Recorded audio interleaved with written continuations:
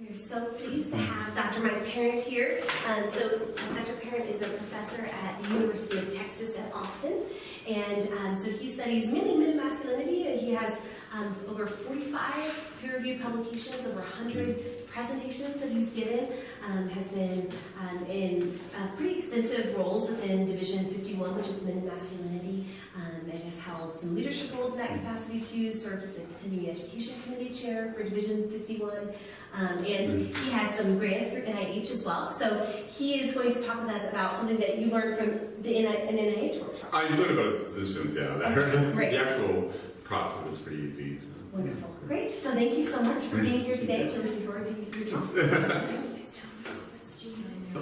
Oh, we have the same computer. Yes, I'll go get it. Yeah, Okay. wait a minute. Okay. That's fine. Rachel? Yeah. Just continue. Okay. Karen will phone me, and this is what she was in this class. So, are you familiar with content analysis? So basically, content analysis is like looking at what a journal has done, or like what a research has been done in an area. So the typical way that you engage in a content analysis is you pick, say you're doing a content analysis of a journal, like what's been published in the Journal of Counseling Psychology in the last 10 years. You would go to the journal and you would code the papers, say this one is about college student mental health, and this one is about treatment, and this one is about substance use, and this one's about veterans or whatever. You would code them and you would see what people have published in the past. And that's the way traditional content analysis is done. Sort of gives you a picture of what people say their papers are about. However, there's a difference between what a paper's sort of keywords are, what it's about, and how the paper becomes incorporated into the larger literature. So an illustrative example of this, a pretty convenient one since I wrote the paper that I'll talk about, is I did a paper that was published in JCP on college students and men's body image. It's college men, body image, and steroid use.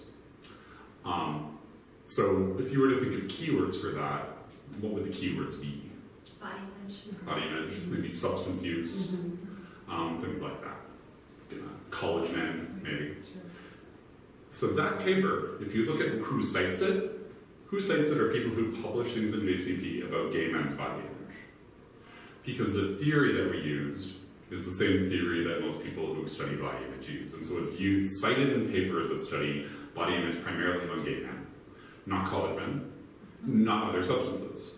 So the keywords of college students and substance use don't really apply to how the paper actually gets used. So the difference between a citation network analysis and a content analysis is a content analysis will tell you what people say a paper is about, whereas a citation network will tell you how a paper is actually used. So it's less a picture of what people say the literature is than sort of organically how the literature becomes constructed. And so the easiest way to illustrate this is to go through an example. So to get, you all have the program set up, and if you're watching on the camera, you should have downloaded Citation Explorer. Go download it now if you haven't. And this is essentially the program. It's fairly simple. It asks for an input in a Web of Science file. This is what the file is. So if you, on your system, go to Web of Science U Utah, the first link will be this link to W, and then you'll be able to get to Web of Science, which will look like this. So it's a search thing like SciteNet, similarly, or EBSCOhost, or things like that. So let's think about something we want to do as an illustrative example. You have to be careful when you do these searches because this is searching all medical databases too. And so if I do research on anabolic steroid use, but I couldn't put it in steroid because there are research on animals, steroids, there's research on corticosteroids, there's research on steroids on farm animals and stuff that I don't care about.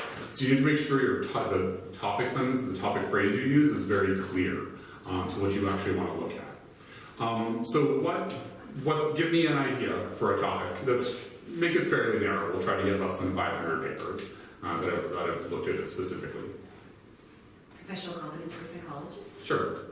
Professional competence psychology.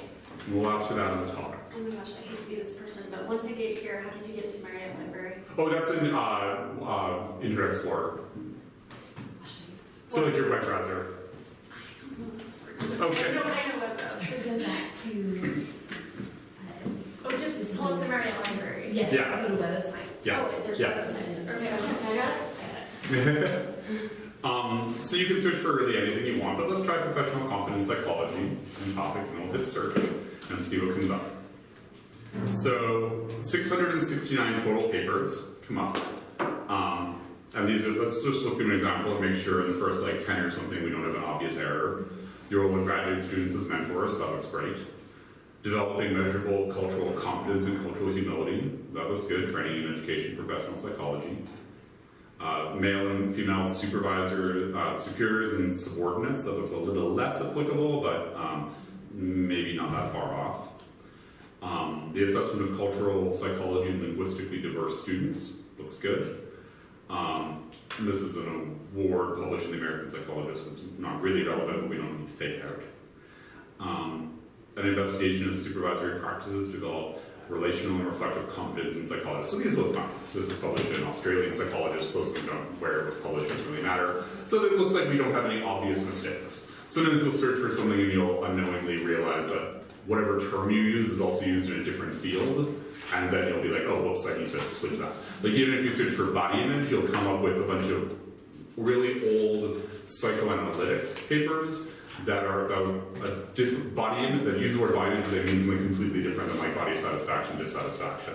Because body image is a psychoanalytic term too that means something completely different. So you just want to do a base check to make sure that that's all okay. So you can get all of these, you can get to output all of these by asking it to, oops, 1 second. By asking it to, where is it? Okay, Here's and then the there's a looks. pause. Web of Science. Now we're how to get Web of Science. I want to Okay. get it. I want to know. Sure. I would just go back here. Okay, on the home I couldn't see. Just Google University.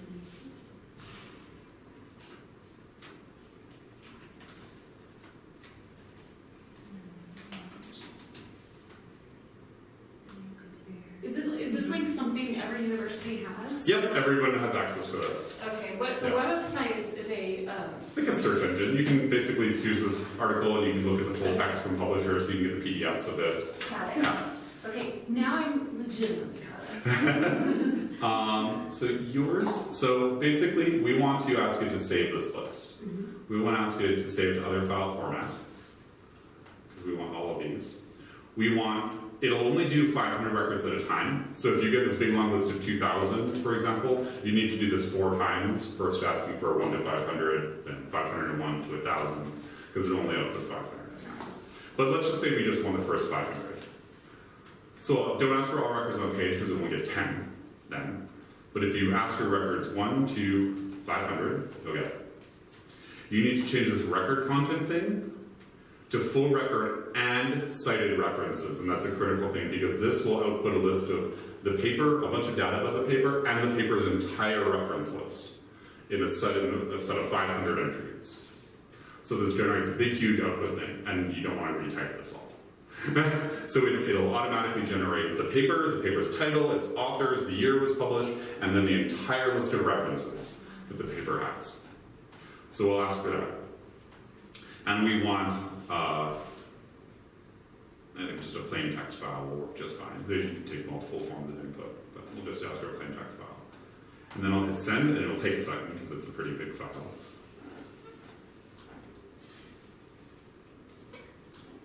Okay, and so it downloaded it for me. And so it's still downloading it right now, actually. There it is. So you can see this is the thing that's output. You obviously don't want to write all this in. What this is a web, it's called Web of Science format. This is a standardized way of writing a reference list. So basically here's the authors. Here's the authors with full names. Here's the title of the thing. Here's the source, which means journal. The language it's in, what it is, its own keywords, other keywords, the abstract, the author affiliation, contact information, and then these are all of its cited references. So these are all the papers it cites.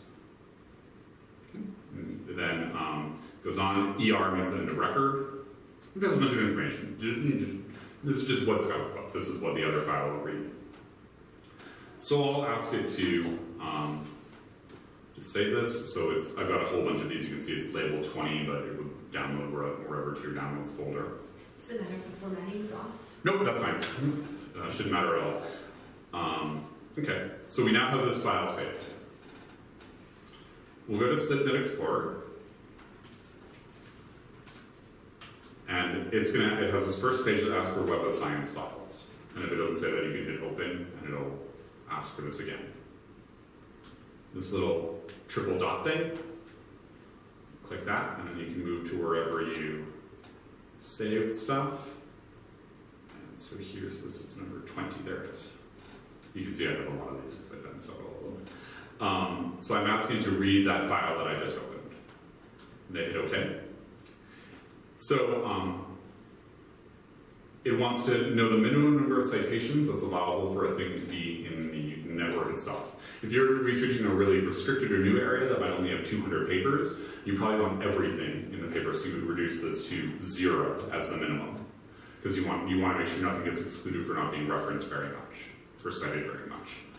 And we'll just leave it at 0 here too, so that we get a nice big network. If you had a network of like 10,000 papers, you might decide that papers that can reference less than 5 times aren't important, and you aren't going to look at them. And so it's just a way of simplifying the network a little bit, so that you don't get a massive network. Because this is going to illustrate not only those 500 papers that we cited, but every paper cited that those 500 papers cite. So it analyzes that in all those 500 papers we got, and everything in all of their reference lists. So it's hundreds and hundreds upon hundreds of papers that are going to go into this. So maybe I'll leave this at 5, just so that we have some limit. It's not going to pick up that award, for example, because no one will have cited that award.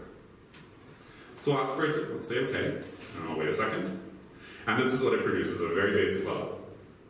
So if you're familiar with professional competencies, you probably know what Blazer wrote in 1967. That's been cited a bunch of times, which would be the grounded theory original paper, right? Right? Blazer's grounded theory in 1967, yeah. You probably know what Darrell Wing Sue wrote in 1992 in the Journal of Counseling and Development, which would have been probably one of the first microaggression papers, right? That's fine. So, but I know Blazer, I don't know Sue. The trick to doing this is that if you do it on an area you know well, you'll know what all of these papers are. Right. And so we'll do another example maybe when I'm using one of your areas, it'll become clearer for you. That's okay. You probably know what Rodolfo wrote in 2013, yes. A competency model for the practice of psychology. These are the really heavily cited articles. So if I hover over, say, Rodolfo, I know that Rodolfo cited Kaslow, Epstein, Roberts, Kaslow, Lay, Fuad himself, Kaslow again, Peterson, Rubin, and Hatcher in that paper. So I know that that's who Rodolfo sort of drew from to make that paper. Let's look at something a little bit more tangential. This Kaslow paper, published in 2007, so in a citation network analysis visual diagram like this, distance matters in both ways. So this is temporal, things moving through time as they go downward, and the horizontal distance matters in terms of how related the papers are to each other. So whatever Goodman looked at in 2004, and I want to know what that was, is very different from what Vachahesa wrote about in 2004. Just based on the network. Like, the program doesn't know what Goodman wrote about. But it's saying, like, there's not a lot of links back. Right. You would have to go through multiple things before Goodman and Vachahesa are related to one another. Do you happen to know what those papers were? I know. Okay, that's fine. I know Vachahesas, but I don't know Goodman's. What does Vachahesa look at generally? Training issues for the most part. Okay, so Goodman probably looks at something quite different. And sometimes if the record is complete, you might have the title in there, like we have this one, but not always.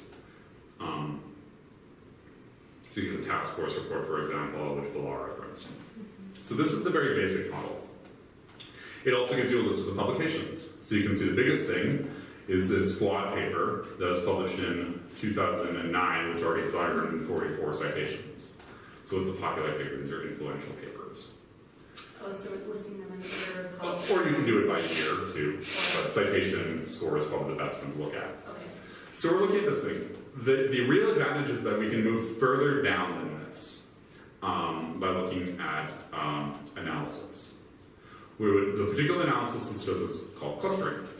It's did not cluster analysis, it's just called clustering. So you'll get a couple of different options if you ask for this to cluster. First is resolution. Resolution is essentially how fine-grained you want the analysis. If I'm doing my paper, for example, on a single journal, I probably want to increase, so I did this on metamasculinity, the journal. Because all the things are about metamasculinity, I probably want to increase the resolution because the papers are probably going to be pretty related because it's a fairly topical journal.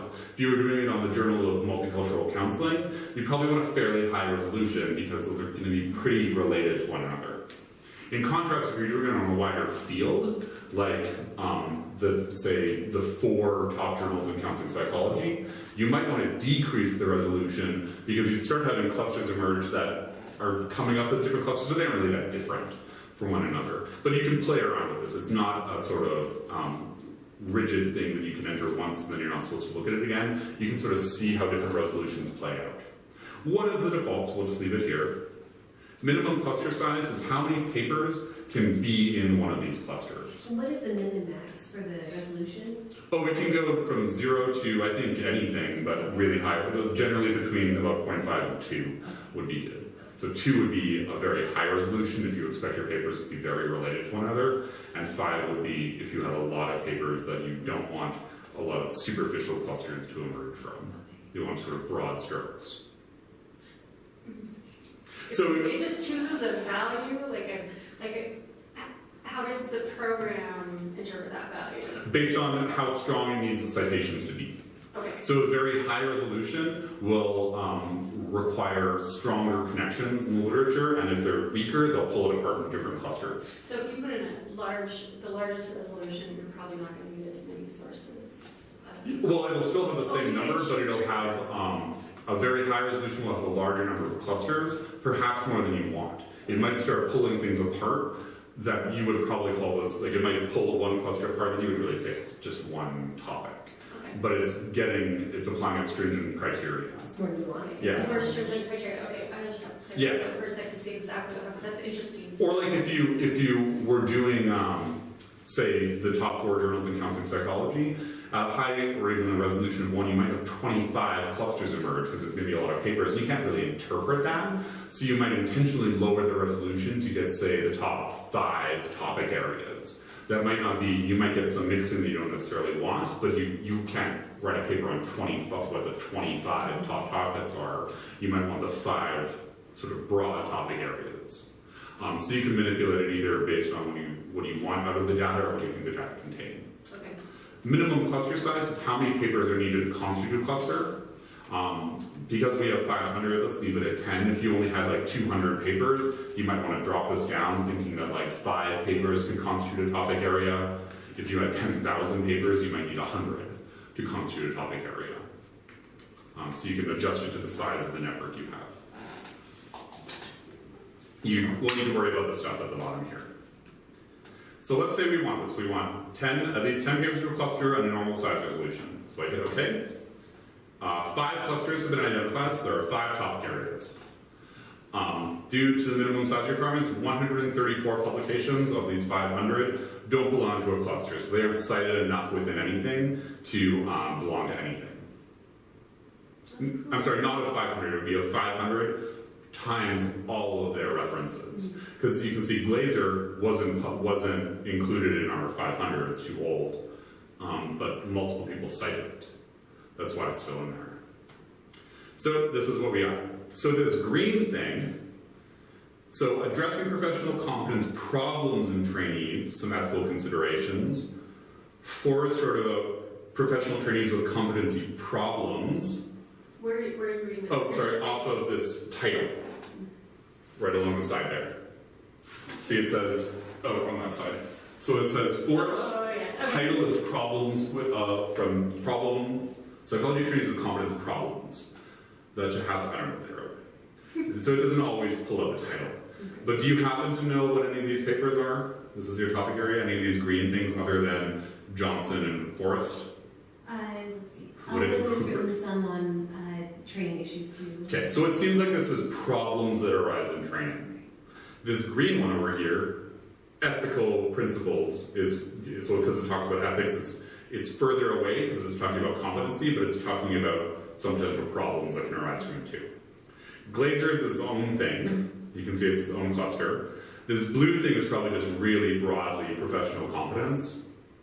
The purple thing, so do you know what task force on evidence-based practice? Do you happen to, you said you didn't know what Goodman wrote about. Do you know what Sue wrote about it? Darrell Wynne Sue?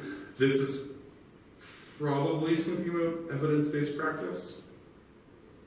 Which one are you looking at? No, are you looking at The Sue purpley one. Up towards the top? Yeah.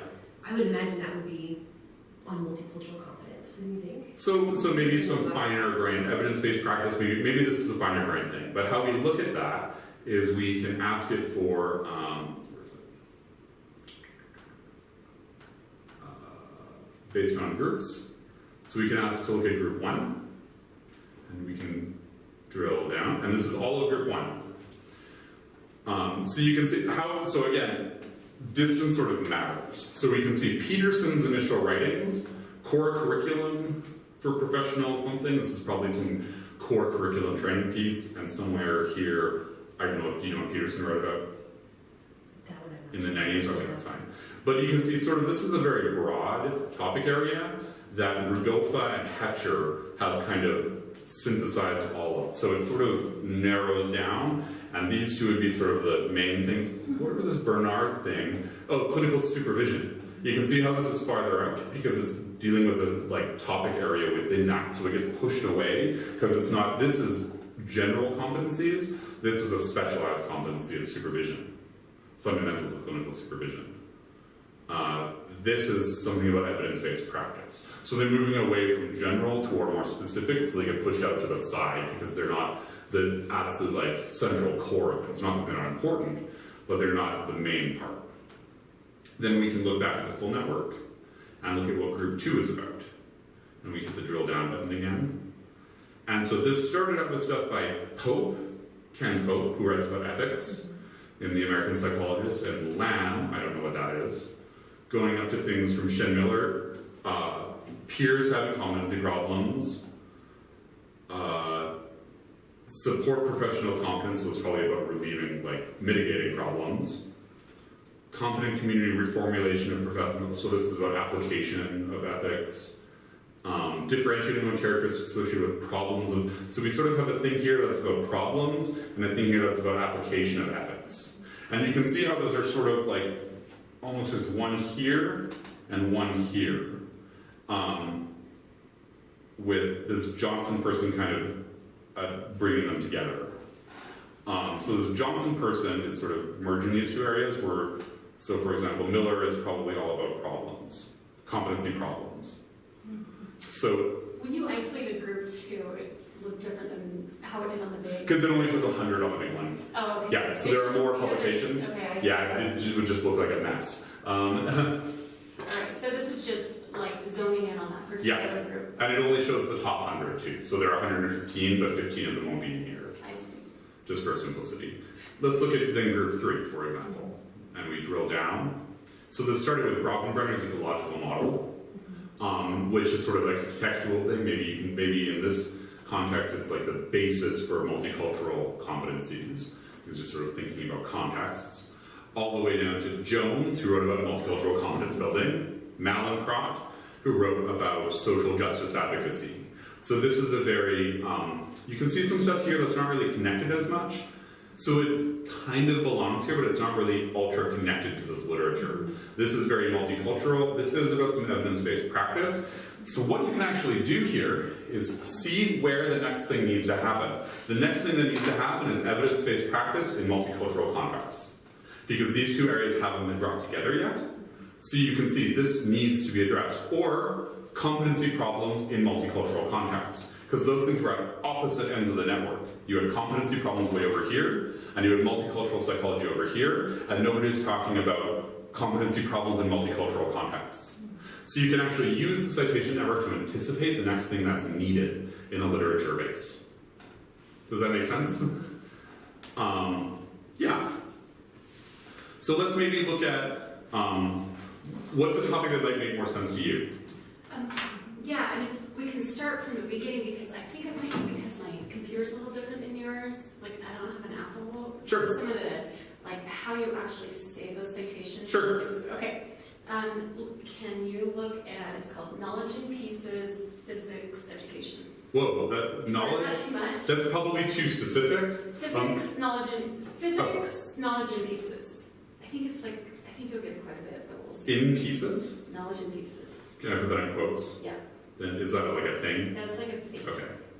Or it's actually knowledge in pieces. That's probably too few. Okay, let's do multiple representations in math education, but make it pretty, like whatever words you would put in for that. Yeah, probably multiple representations.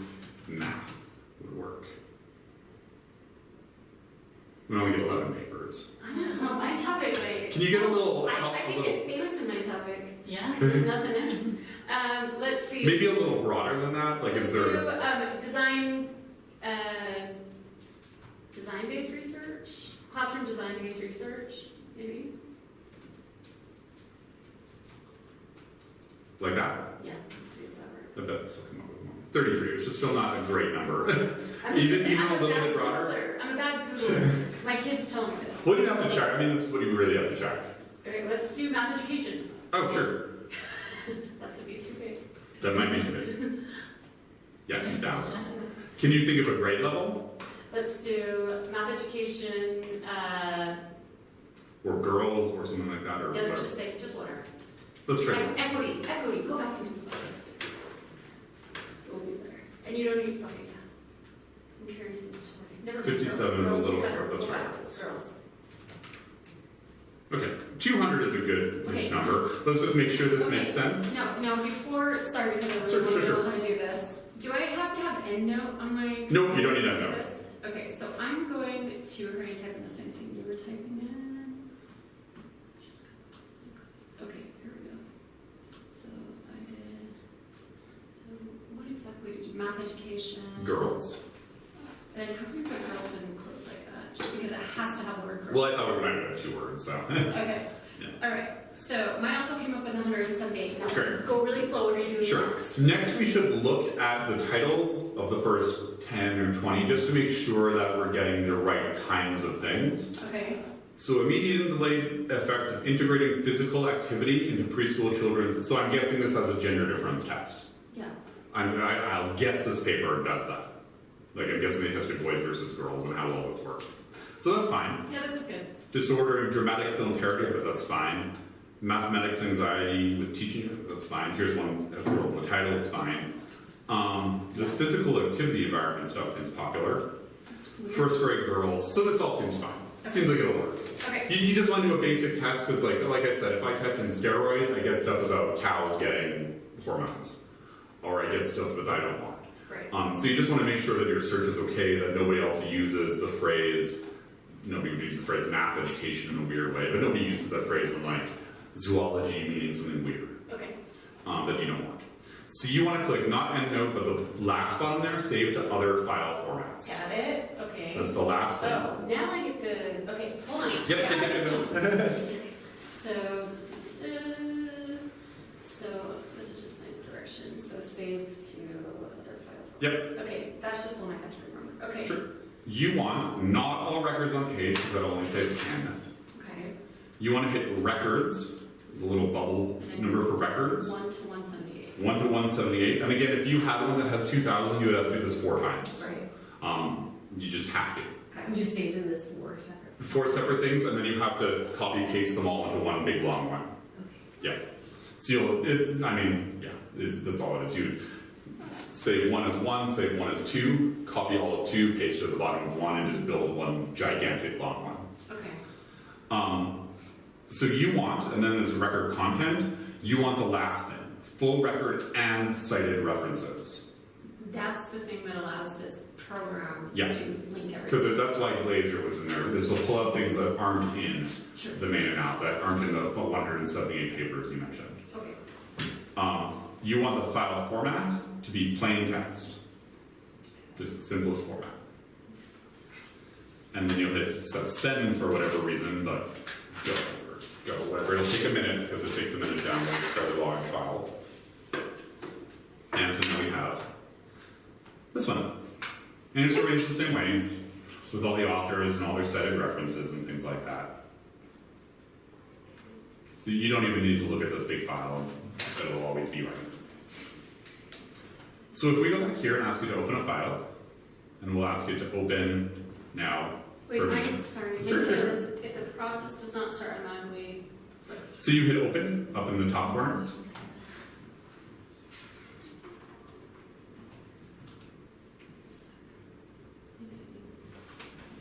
Okay, so do I just pull this? Wait, let's see.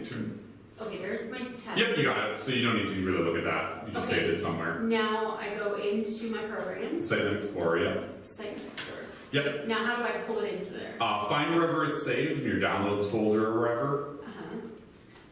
So mine is saved in downloads, but wherever it's saved it, when you, I don't know what is PC uses the default. Yeah, downloads. Downloads, okay. See, so it was. It would be called saved recs. Okay. Yeah. And then you'll hit. Okay. Oh wait, it had a number 10 on it. That's fine. Okay. Actually. Oh, there it is. Mine are colored. Oh, I'll show you the color We them. have it clustered. We'll leave it at 10 for now. And so you have something that looks like this, I'm guessing. Nope, mine looks just like yours. So do you happen to know what Engelhard wrote? Oh, there, Math Anxiety, Mother's Education, and the Mathematics Performance of Adolescent Boys and Girls. So I'm guessing that had a sex difference test. Yeah. I don't know a ton of these authors because gender differentials is Sure. really what I study. But, Sure. but cool. It's still cool. I could study that. Do you happen to know what Eccles wrote in 83? No. Okay, that's fine. Do you happen to know what Bowler wrote? Oh, Mathematics and Science Inequities in the United Kingdom. Yeah, I know Buller, Joe Okay. Buller. She's So this is all super fine. uber famous. Good. So this all looks fine. We didn't get anything weird popping up. Although the Engelhard looks like they might be doing something different. And when you're doing the search, I know you said some of the topics were a little too narrow. What would you suggest as far as minimum numbers? You don't really need a minimum number. It's how meaningful is it going to be if you only have 50 papers? Sure. Like it's just too nascent or too narrow a topic area. You probably want to look at move up a level of abstraction to still capture what you want to look at, but also get adjacent areas of research. There's steel is in here. That's probably cloud Yeah. steel.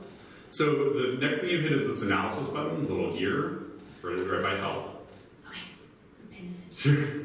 You're just you're a fast moving person. I'm Sure. I'm like a That's sloth. fine. I'm a sloth moving person. Tell me whatever you want to know. Apparently. I am too, I'm like, So this clustering button is the real analysis. Okay. So done. resolution, let's just leave it at 1. Let's do that. Let's just see what comes up. You can change it later if you want. Okay. Minimum cluster size, we don't have that many papers, so let's change this to 5. Okay. Because with only 178 papers, there might be a cluster of 8 things that's newer. Okay. We can leave these bottom things open, and we'll hit OK. There are 3 clusters, though 89 publications don't belong to a cluster. I don't actually like that. Let's redo that, because that's too few clusters. Let's say instead of 5, I need 3. And let's You change it. drop the resolution to See? 7.5. I understood that. So let's see if that makes, because 3 isn't a huge number. Wait, 7.5. No, 5. Okay, 5. And you changed cluster size to 3? Yeah. Okay. So 88 publications still don't belong to a cluster, so we want to look at why that is, and if we want to drop resolution even more, or reduce, I wouldn't really reduce the sample size, the cluster size left at 3. So the cluster's at 2, that's not Yeah. really meaningful. But let's see what comes out of here. Okay. So the first thing, do you know who Koperschuk is? Nope. Who succeeds in advanced math and science courses. Does something very different from De Simone and Bowler. Yeah, Bowler talks a lot about kind of mindset. She's like a mindset person. So we She can. kind of does it like Dweck does a little bit. One thing we can infer from this is that the mindset people don't really do much with the gender and classroom motivation and climate. Okay. So one thing you might think is, do we need to do mindset stuff related to gender? Like, do these areas not talk to one another, and it would be valuable to have a paper that bridges the 2 ends of this entire diagram? Yeah, both of these clusters came from our search with girls, right? So there Yeah. must be something having to do with gender over here too. Yeah, there's something to do with gender, but they aren't really focusing on it in terms of mindset. I see. The mindset people, which is pretty new, you can see there's no purples before there, so it's obviously new. The mindset people probably haven't really looked into things that are on this far end. Okay. Cool. And so we can drill down a little more. Let's look at cluster 1, the really big one. So, well, this isn't really very useful to look at because it's gigantic. The clusters don't show up on the site like yours do. Did you hit analysis? Oh, you have to scroll down to based on groups. Right over here. Sorry, That's fine. I forgot you were there. Based on groups. Yeah, and then hit group 1, for example, and I'll highlight. Okay. And then hit the drill down button, and we'll see a little bit more. So this is the big thing. So what does lie talk about? Doesn't say. Do you have another person? No, sorry, what does a drill down button mean? It isolates the group. Okay, I have it and it's highlighted. Do I just hit enter? Yeah. But it's, Oh, sorry. No, hit drill down. what's that mean? Up on the top. Uh-huh. Keep going. Where am I going? Right by between clear selection and expand. Should just do it. I mean, I'll watch It's it. right. Oh, it's way there. over there. Oh, there's an actual thing that says drill down. Yeah. I thought you were just like... Oh. Okay, I'm with you now. Sure. So that isolates.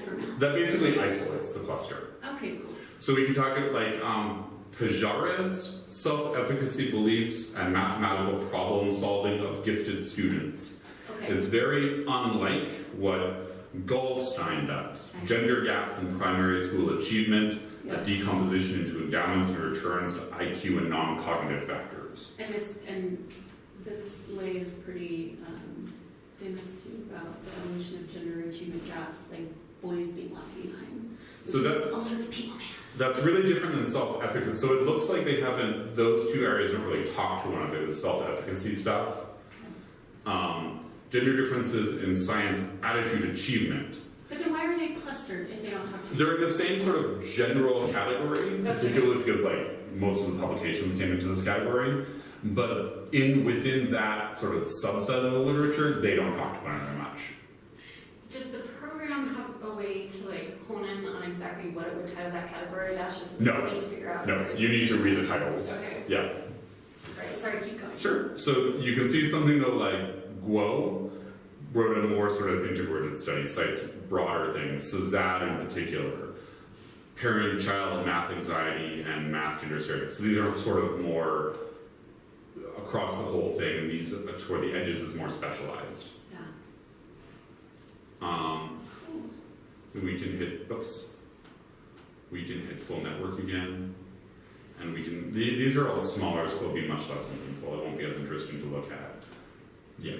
So Marsh wrote this thing on multi-level classroom perspective on gender and potential benefits of male teachers for boys. Then this person wrote something about female teachers, and this person wrote something about teacher gender. So they cited Marsh, but this isn't really like a coherent cluster. There's not much work on this. With 3 publications, you aren't going to get a lot of stuff to look at. So I probably look more at that one big cluster and sort of see what you can glean from there. That seems to be where most of the work is happening. And then you can see that big cluster that doesn't really talk to that the mindset people. So you might want to, for example, write a paper more incorporating mindset. Well, and I could go back and do a different search, mindset and math or something.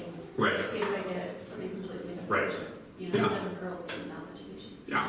Cool. This is really cool. Did you guys know about this? This is great. So when you're doing clustering, if you get an error message that says due to the minimum size requirement, no clusters have been identified, I noticed that if I change the minimum cluster size and make it smaller, I can get clusters. Yeah. Is that basically what you have to do if you get that error? Yeah, but you want to think if it's meaningful to have a cluster of like 3 papers. Sure. Because it might not be really that's how many papers are- important. Okay. Yeah. Okay. Or it might be. Maybe everything is so new. Like maybe you're doing it on a topic that's people have been like mindset. I think has only been in the last 5 years. So there it might be feasible that there are clusters of 3 papers that are meaningful. If you did it on like multicultural competency, I'd probably say no because that's exactly. 2 decades of work. Exactly.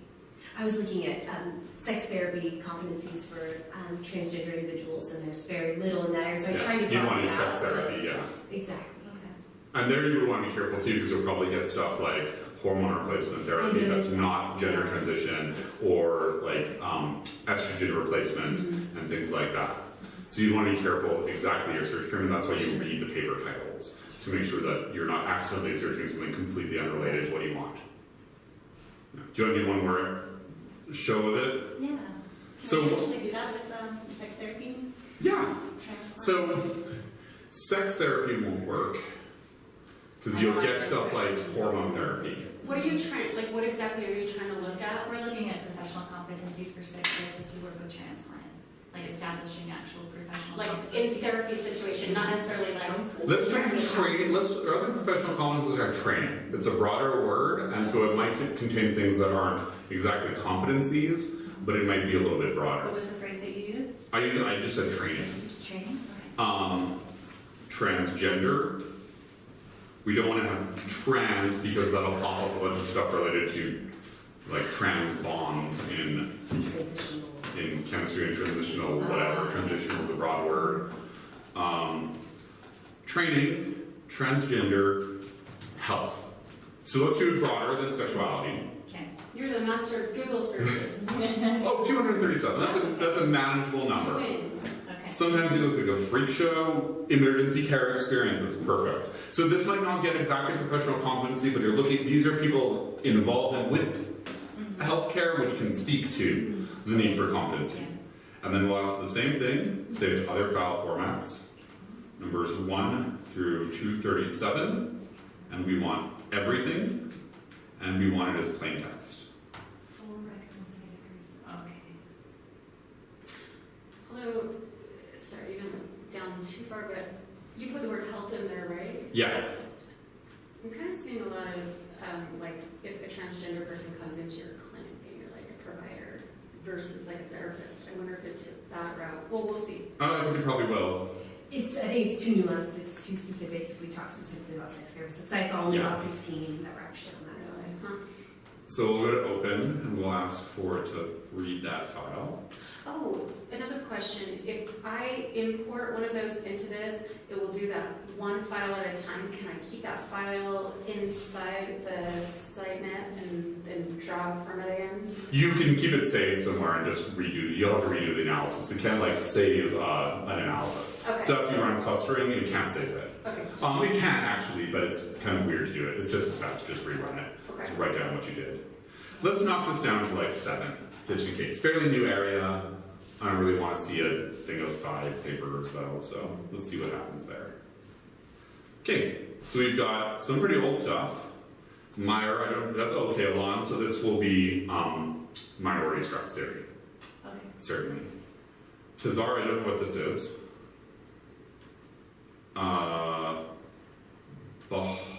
Baral, I don't know what that is. This is, I think, the. Medical education. I'm not sure what that is. Bradford is experiences of discrimination in implications for health. Yeah. So this is implement curriculum something. Development of expertise. Okay, so it's pretty broad. Let's see. But let's see what clustering happens. Let's leave it at 1. 200 is a pretty good number of papers. Let's leave it at like Wait, what did you, oh, one resolution, let's say 5 minimum cluster size. how did you get that little, It's analysis Oh, clustering. analysis. Let's try 1, let's try 5. Let's just see. 5 clusters have been identified. I think you were at 3. Maybe my glasses stopped. What was I doing? Go back to your analysis. Yeah, I meant 3. Oh, you meant 3. Yeah, Okay. 3 3 minimum papers. I see. 5 clusters have been identified. One of them is really tiny. Okay. So this one, group 1, do you happen to know what the Joint Commission wrote? Or barriers to optimal care between physicians? This is in nursing, this is in psychiatry. I'm guessing this is medical care. Yeah. I can't tell. You'd have to look up, you'd have to literally Google Sanchez 2006 family medicine to find what this paper is. It doesn't have that. Some of the newer ones have titles. So, content in undergraduate medical education. This is clearly about medical education.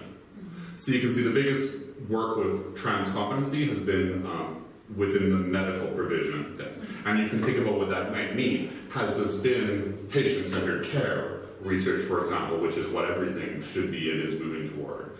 If it's not that, there's an opportunity. My guess is that this white paper was about, because it's sort of pushing toward the middle, and it's a little bit different. I'm guessing this is all sort of traditional, like, what do you do?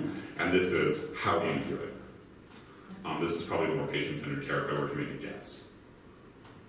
Group 2, which is also big, endocrinology. I don't know what that is. I don't know what that is. You'd again have to Google these. Yeah. Experience of discrimination. A lot of this looks like mental health and discrimination. I can't remember any of these papers off the top. Conron, okay. So a lot of this will be about experience of discrimination and its impact on health. So this is about providers, this is about social experiences and how discrimination impacts mental health. And then we have these couple papers that bridge. So 22 papers here. Let's drill down here and see what people are working on. This really recent paper, okay, experiences of nursing healthcare.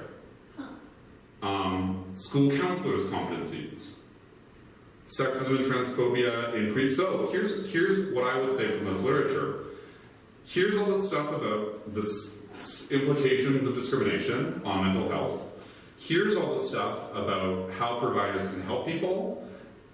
And here in the middle is all the stuff about how you actually go about doing that. These are papers about teachers and counselors and nurses and how you actually bridge these two areas of theory and sort of, we need to do, like, here's education, here's theory, and here's practice. In this Ryan endorsement and a couple of the papers that are in here. Yeah. Yeah. So you can sort of, it works much better when you know the literature. Like, I did this on the journal Psychology of Men and Masculinity, and if you just know all these papers off the top of your head, everything coalesces very easily. Yeah. You can do it on a journal too. So, what's a common journal that you use? Don't have one that's too broad. Like, Professional psychology researcher. sure. Professional psychology research and practice. And then we want the publication name instead of topic. So now it'll look at papers that were published there. And we'll hit search, and hopefully that's indexed on here. Yeah, it is. So we're returning 3,000. And I'm not going to save 7 versions of this. So we'll look at the first 500. It's just pulling up Every paper that's published in this journal. Yeah. So I'll ask you to save another file format again. And I'll ask for 1 to 500. And we'll just do it in date order. Sorry, Karen. I ended up getting 1,000 results. Why? Did you search for... Professional psychology? Did you do publication name? Did you probably... Yeah, did you change it to... Oh. Yeah. Oh, yeah, it's a topic. Oh, okay, okay. Oh. Yeah, you need to change that. So save to other file format. Is it just saving them in like Chronological order. So we'll start with the most recent. And then if as you build them, the ones you add on to the end will be the older ones. Okay, cool. Full record and plain text. And I'll hit send. And so this will be a little bit short because TPP publishes a lot of papers. So it'll only be like the last like 4 years or something. It won't be that I'm pulling papers from. So let's see what they've done in the last couple of years. We'll leave this at 10 because this is a lot of papers here now. So keep in mind, it's pulling things from long ago because a lot of people cited Linehan. Linehan isn't one of this Linehan 1993 paper isn't one of those 500 we just asked for, but Linehan is cited a bunch of times by those papers. That's why it's not linked with a line. Why isn't it linked with a line? Because there's no direct citation. It's probably cited by some that this is only the top 100 of 500 papers plus all the ones that were cited. So some of them just aren't going to have links. Okay. Yeah, that's not meaningful. It's just not meaningful at this level. Yeah. And mine looks a little different than yours. Am I doing something different on here? No, right. Oh, you're They look different on the last download it again. I think you're not hitting and cited references. Save to other file formats.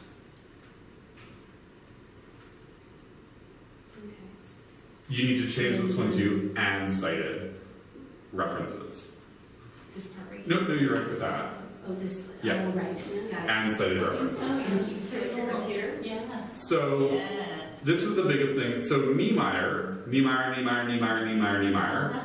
So I'm guessing this is something about continuing education. You can see how these you can see again how distance matters. This is probably competency, because Cat has the right to go competency. No, ethical dilemmas. Seeking and finding our competence, so ethical. Mental health, integrating smartphone technology, that's sort of practice of ethics. Future, so this is, telehealth psychology is really mixed in with ethics. And Hendricks is stuff like, transgender people. Helping military families. Serving transgender, this is specialized populations. So we can ask it to analyze, clustering, 1 is fine. Let's leave it at 10 because there's a lot of papers in this. So it says 9 clusters. So there's 9 areas of work. This is a pretty discrete one. Let's look at this one first, because it's probably going to be easiest to interpret. The one that Niemeyer did everything in. So if I could drill down, this is what this looks like. So Rodolpha and Roberts. Do you know what Roberts wrote in 2005? Generally about confidence. Okay. Yeah. So this, and here's you.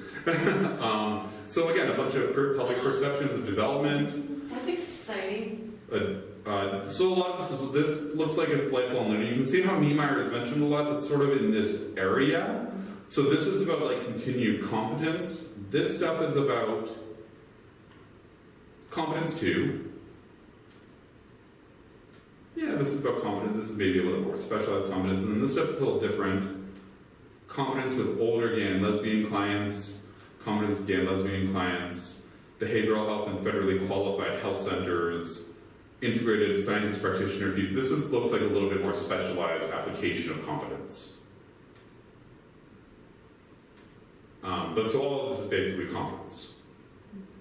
And if we look again at the full network, let's look at what's really different from that. These blue people are doing something completely different from professional competence. I don't know what it is.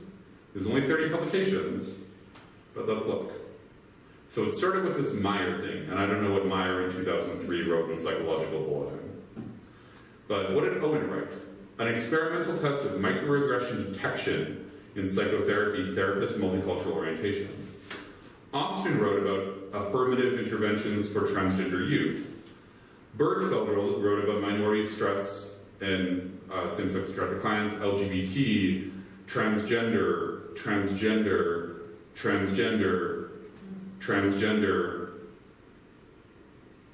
coming out to parents. So, what we can tell from this is that the stuff that's been happening in your area hasn't connected in particular with this growing emphasis on sexual and gender minority work with them. So a thing to do would be to write a paper on how do you encourage people to develop, like there are a million continuing education sections on working with LGBT people. How do you encourage people to do that? We know it's in training curriculums now, but people who did training 20 years ago might not have had it. How do we encourage them to keep up to date on this specific thing that appears to be a growing need? And you can tell that by the geometric distance between these two things. That the stuff you do and Niemeyer do don't cite this stuff and they don't cite you. Why? Like why? And how can you make that connection happen? So you might want to call up Hendricks or Tichelman and see if they want to write a paper. Bridging those two things is essentially how you do this. And then this is probably a bit more central thing. I don't know what this yellow thing would be. Starts with Linehan, so probably some really specific applications of like DBT or something. Military personnel, veterans, military, prolonged exposure, veterans. And so there's another thing, actually, for you, is that cluster is farther away too from this thing on continuing education. So how do we encourage people to get continuing education for veterans? Veterans issues, prolonged exposure, that sort of a thing. Yeah. Let's maybe look at the big area just for... So you can see here the people who work in telemental health are, oh no, it's still telemental health, text messaging, a lot of this is mobile stuff. This is all m-health. Wow, okay, so people really want, and also, I don't know what that's doing in there.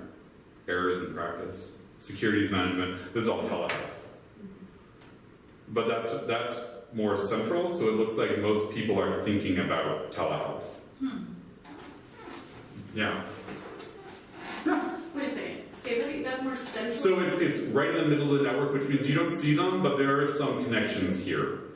Like there will be some connections, probably not strong ones. So there's still enough reason to like do more bridging between LGBT and telehealth and continuing education. But people seem to have it on their minds. It's not like a completely separate area. So from this network, how can you tell that the trans is a growing population of study? Because it didn't start until 2003. If we look at the blue group, drill down, it doesn't start until 2003, and it doesn't really pick up until the last couple of years. And then it's sort of separated into economic challenges associated with transphobia and implications for practice with transgender and gender diverse individuals. Something about, and this is sort of more general, yeah. Sometimes these work in trajectories. I haven't seen them like this, but sometimes we'll start here, and then we'll kind of branch out like that in a diagonal, which can mean that like it's going to offshoot into its own cluster soon. Like they're differentiating. The meta-masculinity, for example, does that with multicultural issues. If you look at theirs, it started with multicultural, and now it's branched off into specific Latino, Asian, African American masculinities. They're sort of pulling apart. So they aren't talking about basically all non-white people being the same. They're talking about different manifestations in different cultural contexts. So eventually those will become their own clusters, or if you looked at it with higher resolution, you would see different clusters emerge.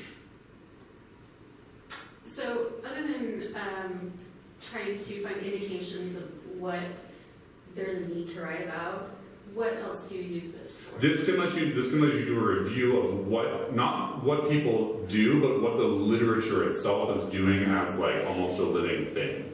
Because the things that belong in this cluster might not be like, what am I writing about here? Oh, I looked it up here. Oh, this is minority prejudice and social stress with gay, lesbian, bisexual population. So you can write about how this started with theory and moved into practice. This is an experimental test, for example. This is affirmative cognitive behavioral intervention. So we're moving from theory of minority stress to now, 15 years later, actual experiments and interventions that apply everything we've learned. If, say, these things weren't in here and this were all theory, we could say that this has been mostly theory and we haven't bridged into like actual interventions yet. We can say things like, if we look here, what I was mentioning to Jenny, you can say things like, so we have this rich literature on continuing education and development of competencies, but we haven't connected it as much to work with specific minority populations within this journal anyway. Right. If that work is happening, it's being published elsewhere, and why is it being published elsewhere? So you can basically do a content analysis, but by using these constructed emergent clusters rather than keywords.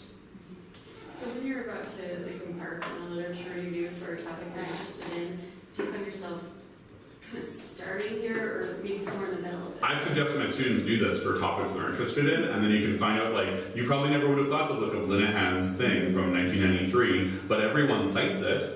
So probably whatever this area is, you should read what Linehan wrote about it. Or whatever the other APA wrote in 2000 seems pretty important, still gets referenced 15 years later. Whatever they wrote seems like it might be important, so make sure you read that and know what they say. So it can help you get an idea of like the foundational literature that you might not think to go to. Yeah. Because we tend to like, what's been published in the last 3 years? But that's not the foundational theory. Yeah. And how do you find those references if they don't have a title and then like the American? You basically have to look. Oh yeah. So what did the American Psychiatric Association do in 2000? Is it the diagnostic? Is it the DSM? It's probably the DSM. Yeah. So cranky, but like cranky here in the Journal of General Internal Medicine. I don't know what that is. These are the journal. Yeah.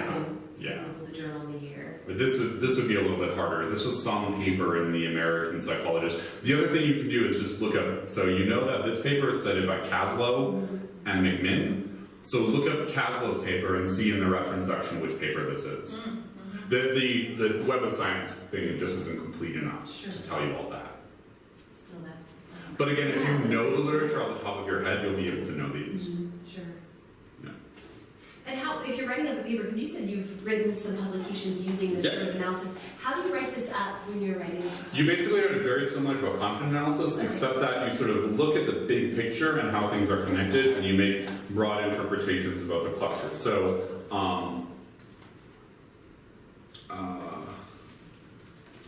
I'll show you actually what exactly I did with the paper that we did.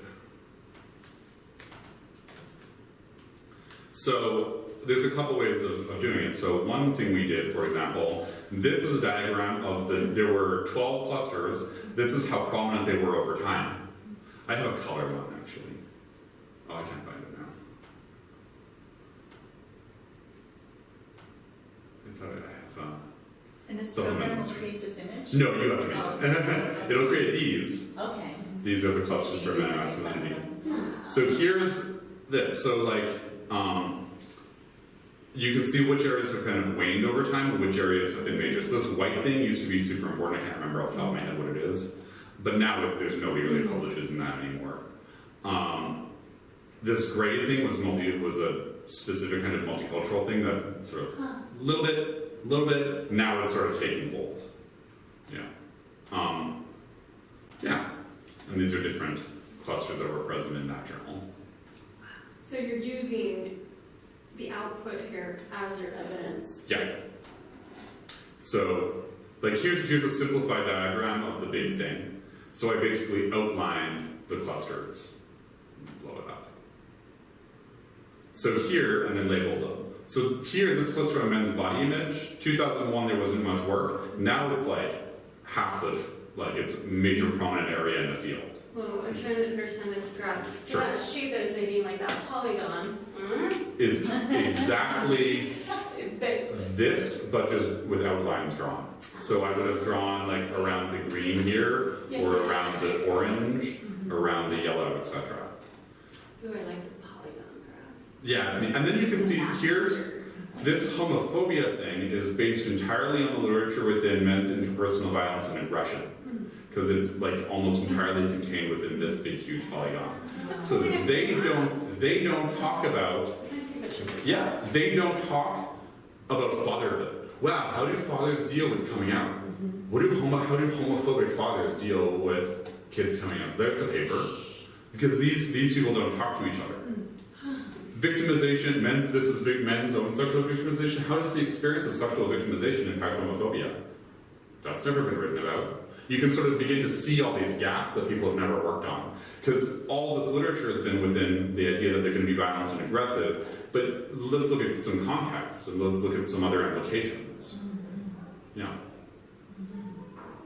Yeah. Help-seeking doesn't talk to body image. We have all these papers on men's body image disturbances, but no one's published anything on men presenting with body image concerns, how to help men with body image concerns, etc. So, I know. This is such a fascinating way to visually conceptualize. Yeah. And you would never pull this out of a content analysis, Yeah. because you can do this with keywords. Sure. Yeah. You can see this is another example. Sexual harassment died off as a topic area, at least published in this journal. So a question is why? It looked like it was It doesn't replaced. happen anymore. It looks like it was partially replaced by violence and aggression in general, but they're really different things. And so you might not consider this to be a dead area, but maybe like what hasn't been written? Like what did people like miss out? How can we look back at things like conceptualizing masculinities now, knowing what we know now, 20 years after this was a little blip on the radar, that we can use to really enhance this area of work? But wait a second, cluster 9, sexual harassment, it actually dips down into 2015, like, it seems like it's... Oh, this is just a little tiny square. Oh, it's that The big bad. huge thing is gender role norms. Oh. It's just a little tiny thing. What? And That's so really... people didn't talk about But that's just specific to the journal you were Yeah. right? So it might be published elsewhere, but not within like the sort of rich literature on men and masculinity that we want it to be published in our journal about. Yeah. But here we have this new thing on conceptualizing masculinities. How do people like see themselves as being masculine or not? How might sexual harassment be seen by some people as like an enactment of gender? And how can we maybe look through this lens of this older topic? It doesn't mean it's worthless or that all the research on it's done. It just means that it kind of blipped out. Yeah. Yeah. It's being discussed in a different way. Yeah. Like, I taught math a long time, and I've never seen a polygon graph like that. Yeah. And now I'm thinking of all the ways, like, Well, because you can't very like visual. blob all the stupid colors. There are 12 different colors. I'm not going to pay for a color I'm graph. just trying to think if it applies to something else, because that's a really great visual. It shows the breadth and the depth. Like, it Yeah. shows how far it is broadly, and also shows like the time Temporally, period. Yeah, it's really cool. Yeah. This is It shows the really relationships too. Yeah. The things are contained entirely within other things. Maybe there's a different way of looking at it. Like maybe all the equity stuff is within like sex differentiated classrooms and teaching stuff, and none of it's in mindset. Right. So So that's a thing to talk about. Let's do some mindset research on gendered learning. it's like a cool Venn diagram where it actually shows size, because typically in Venn diagrams it just shows what's contained in something else, Yeah. and not like to what extent, you Yeah. know? And over time. Yeah. Yeah. This is brilliant. I think it would also help with justifying new research areas. So when you're writing in a manuscript, or writing for a specific publication, you could talk about this is an area that really hasn't been studied before. And Yeah, despite the rich work in here and the rich work in here, we haven't bridged these two areas. And that's never been done before is never a reason. But you can pretty clearly argue, like your thing, we haven't done enough with this emergent area of gender and sexual minority health and continuing education. And this is an important area for people who are established practitioners who might not have gotten a multicultural course, who might not be required in their states to get multicultural, or if they are, it might not be about this. So let's look at what might encourage more established people to do these kinds of continuing education and their outcomes. looking at those relationships Yeah. between the two. That Yeah. you're saying there. Yeah, so you want not just to say it hasn't been done before, but like Right. doing it would be valuable. Yeah. Right. Yeah. Thank you.